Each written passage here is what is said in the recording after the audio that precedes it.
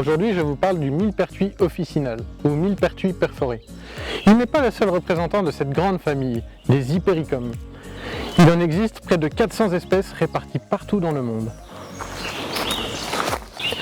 Étymologiquement, millepertuis signifie mille, et pertuis, un mot latin, signifie trou, car on a l'impression, en observant la feuille, qu'elle est perforée de toutes parts. Tenez, regardez.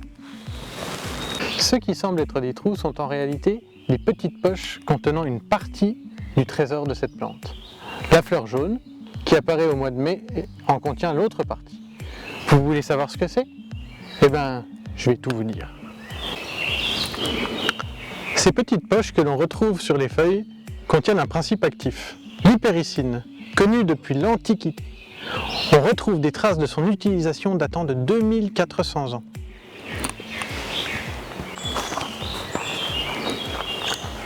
Plusieurs utilisations sont possibles. La première, et la plus connue, concerne ses vertus antidépressives. Les effets de cette substance en font le phytomédicament le plus prescrit contre la dépression nerveuse. Mais ce ne sont pas les seules propriétés. En huile essentielle, cette plante aide à la cicatrisation. C'est un anti-inflammatoire. Elle calme également les douleurs dans les jambes. Alors, si jamais vous avez les jambes lourdes, pensez-y. Ah oui, j'ai failli oublier. Une dernière chose, on peut aussi faire macérer les fleurs dans une huile végétale et obtenir une mixture rouge. C'est l'huile de millepertuis.